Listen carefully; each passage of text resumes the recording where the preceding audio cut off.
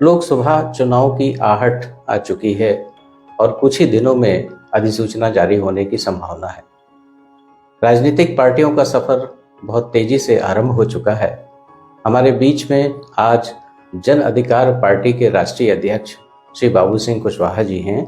हम श्री कुशवाहा जी से लोकसभा चुनाव के बारे में कुछ बातचीत करेंगे। श्री कुशवाहा जी, आपका बहुत स्वागत है हमारे इस चैनल में। धन्यवाद शर्मा जी। नमस्कार। आपकी ये यात्रा चल रही है जिसको लेकर के आप गाजीपुर से ये यात्रा आरंभ की है आपने, तो क्या उद्देश्य है इस यात्रा का? हम लोग 8 जनवरी को गाजीपुर से शुरू किया जन अधिकार पार्टी के तत्वाधान में संपूर्ण भागीदारी यात्रा।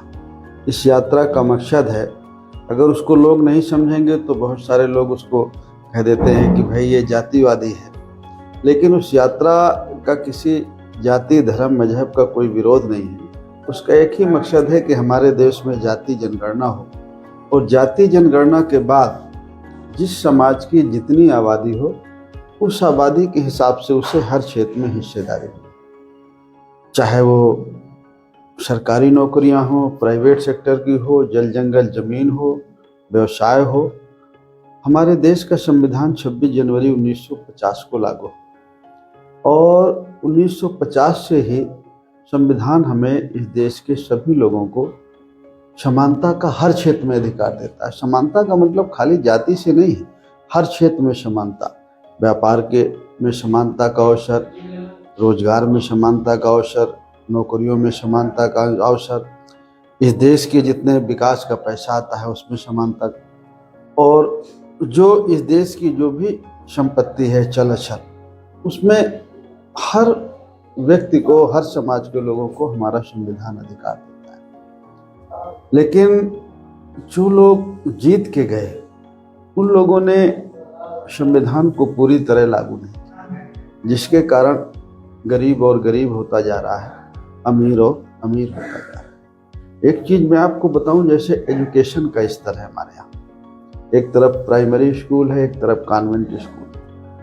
प्राइमरी के पढ़ने वाले बच्चे को अगर कॉन्वेंट के बच्चों से मुकाबला करने के लिए बैठा लेंगे तो प्राइमरी का बच्चा पीछे रह जाएगा, कॉन्वेंट का बच्चा आगे निकल जाएगा। बच्चे की पढ़ाई 9वीं 10वीं के बाद जब बच्चा डॉक्टर बनना है, इंजीनियर बनना है, सीए बनना है, उसका सब्जेक्ट चेंज होता है। लेकिन 1 से 8 तक की पढ़ाई एक तरह की होनी चाहिए, चाहे वो प्राथमिक विद्यालय की हो चाहे कॉन्वेंट की हो, एक तरह की पढ़ाई होना चाहिए, एक तरह की शिक्षा होना चाहिए। तो हम एजुकेशन पर लोगों को कह रहे हैं कि भाई हमारी ये मांग है, गवर्नमेंट से हमें ये कहना चाहिए, चुनाव का मौका है, ऐसे मौके में वोट की ज़रूरत होती है तो गवर्नमेंट मानती है, और नहीं मानती है तो ऐसे लोगों को हमें चेंज करना चाहिए। तो एक तो ये है कि जाति जनगणना और जिसकी जितनी आबादी उसके हिसाब से हिस्सेदारी और एक समान शिक्षा पद्धति।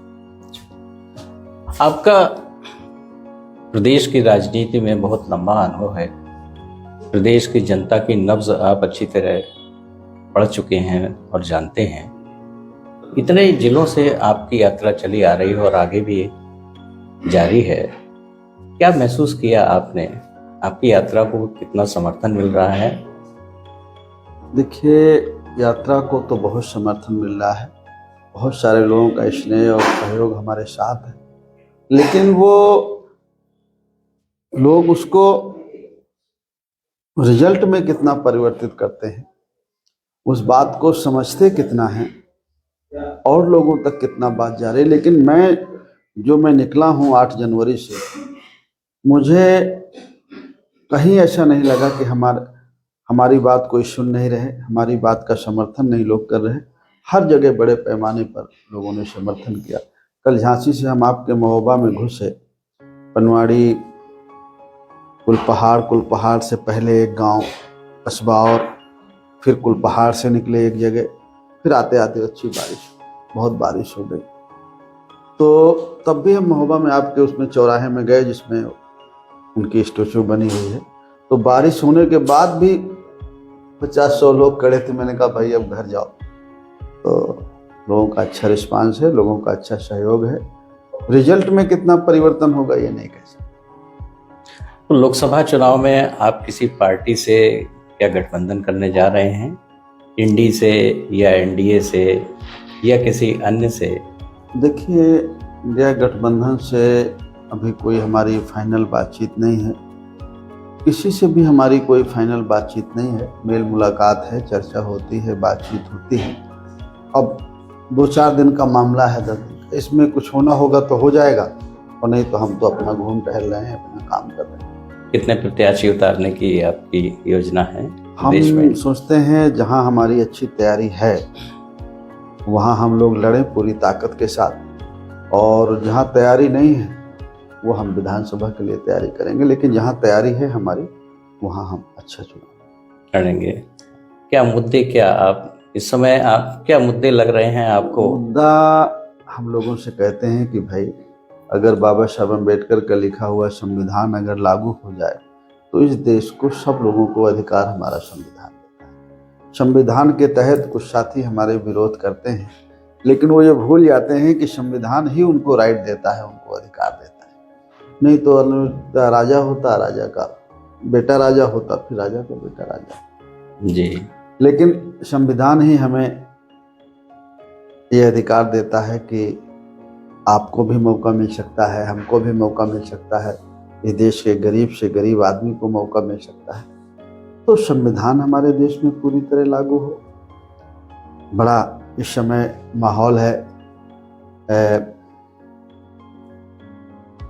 जो अपना राजनीतिक पार्टियां बनाते हैं अपना अपना माहौल, लोगों से हम कहते हैं कि आप उस माहौल को भी देखिए और श्रद्धा भाव रखिए, लेकिन अपने बच्चों के रोजगार के बारे में भी सोचिए, उनके शिक्षा के बारे में भी सोचिए, स्वास्थ्य के बारे में भी सोचिए, और किसान को खाद बीज सस्ती कौन दे सकता है, उनकी फसलों की कीमत कौन सही देता है, और उनके कर्जे कौन माफ कर सकता है, उनकी समस्याओं का समाधान कौन कर सकता है, ये भी उनको देखना है। तो चुनाव के मौके पर ऐसे मुद्दे उछाल दिए जाते हैं कि जो लोगों का मेन मुद्दा है, महंगाई से ध्यान हट जाए, बेरोजगारी से ध्यान हट जाए, किसान अपनी समस्याओं से ध्यान हट, इन मुद्दों को चुनाव में कोशिश करती हैं पार्टियां कि हट जाए।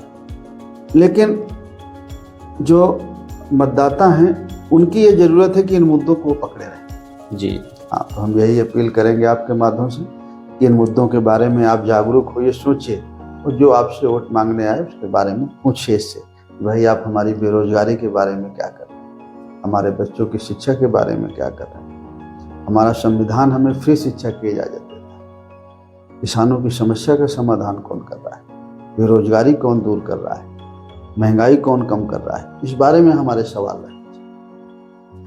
बुंदेलखंड के किसानों की फसलों की कैसे सुरक्षा की जाए और उन किसानों को क्या ऐसा लाभ मिल सके जिससे वो सुरक्षित रह सके, उनकी आय बढ़े, इस बारे में आपका क्या विचार है? मैं तो खुद भी बुंदेलखंड का ही हूँ, और जैसे बारिश हो गई जी, लोगों के मटर खेत में पड़े हुए, मशहूर कहीं कहीं इतनी भारी क्षति हुई कि जिसको बयान नहीं किया जा सकता। देखिए, जो प्राकृतिक आपदाएं हैं, ओला पड़ गए, सूखा पड़ गया, जैसे ये बारिश हो गई, इनको तो नहीं रोका जा सकता है, लेकिन गवर्नमेंट अपनी स्कीम और योजनाएं चला के लोगों को राहत पहुंचाई जा सकती है। चेक डैम का काम आपके यहाँ हो रहे थे, बांध वगैरह भी बन रहे थे, पानी लाने की बात चल रही थी, कोशिश भी की। महोबा सबसे ज्यादा प्रभावित होता है जी, लेकिन आज तक वो काम पूरे नहीं हो, जिसको सरकारें कर सकती हैं और नहीं करती हैं। और फसल बीमा योजना है, उसके तहत लोगों का फसलों का बीमा है, बीमा कंपनी खूब सारे पैसे ले गई इन 5-7 सालों में, लेकिन किसी को बीमा की राशि नहीं मिली। जैसे फसल का नुकसान हुआ, क्षति हुई, तो पैसा मिलना चाहिए, उतना पैसा मिलना चाहिए जितनी उसकी उपज होती। अगर किसान को हम प्रोत्साहन नहीं देंगे, गवर्नमेंट मदद नहीं करेगी, गवर्नमेंट सब्सिडी नहीं देगी, तो कभी भी किसान खड़ा नहीं हो पाए। जैसे मनरेगा स्कीम है, अगर हम उसको किसान से जोड़ दें, मनरेगा के तहत काम होता है कि नहीं होता, कहाँ कराते हैं कुछ समझ नहीं।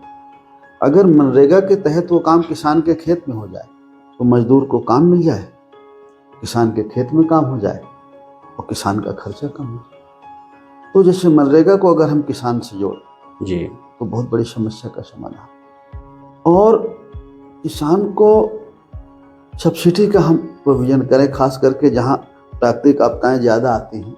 उसे तो सब जगह करना चाहिए, लेकिन बुंदेलखंड में तो विशेष तौर पर करने की जरूरत है। जी, पानी की सुविधा करने की ज़रूरत है। कुछ कोशिश हुई लेकिन फिर वो कोशिश नाकाम हुई। उसको तेज़ी से अगर उसको बढ़ाया जाए, करते रहा जाए, जब समस्या आई तो पॉलिटिकल पार्टियां बोलती हैं, सरकारें बोलती हैं, तो जैसे समय थोड़ा गुजरा उसको बोलते हैं। आपके हिसाब से प्रयास पूरे मन से नहीं किए जा रहे हैं? किसी ने किया नहीं पूरे मन से। अगर पूरे मन से प्रयास होता तो बुंदेलखंड की ये हालत नहीं। बुंदेलखंड का पैसा जितना है उससे आमदनी होती है बुंदेलखंड से ही सरकार को, वही पैसा सरकार लगा देती। जी, बड़े पैमाने पर खनिज संपदा है। अगर उसी की जो सरकार रॉयल्टी लेती है, अगर उसी को यहाँ खर्च कर दे, उसी से बहुत काम हो। लेकिन यहाँ से लोग काम करके, लोग बड़े लोग तो हो जाते हैं, बड़े आदमी हो जाते हैं कुछ लोग, लेकिन यहाँ का गरीब आदमी गरीब होता है। जी। एक आखिरी प्रश्न आपसे, क्या लगता है आपको, क्या प्रदेश में विपक्ष जो है भारतीय जनता पार्टी के सामने कितनी चुनौती पेश कर पाएगा? देखिए, विपक्ष कोशिश कर रहा है, अब कितना पेश कर पा रहा है ये तो आम लोगों के ऊपर है, मतदाताओं के ऊपर है, वो किसे अपना स्नेह देते हैं, आशीर्वाद देते हैं। बहुत सारे की बातें जी, अब उन बातों का चर्चा करना भी बहुत ज़्यादा ठीक नहीं है, लेकिन मुझे ऐसा लगता है कि इस बार थोड़ा टफ रहेगा। जी, हाँ, कौन जीतेगा नहीं कहा जा सकता। अभी मतदाता खामोश है। जी, महंगाई को महसूस कर रहा है मतदाता, बेरोजगारी को महसूस कर रहा है, और अभी आपसे कह नहीं रहा लेकिन वो समझ रहा है। शांत है मतदाता? शांत है और कुछ भी हो सकता है। जी। तो ये थे श्री बाबू सिंह कुशवाहा जी, जो जन अधिकार पार्टी के राष्ट्रीय अध्यक्ष हैं और अपनी यात्रा के माध्यम से जन जन तक अपना संदेश पहुंचा रहे हैं। आप हमसे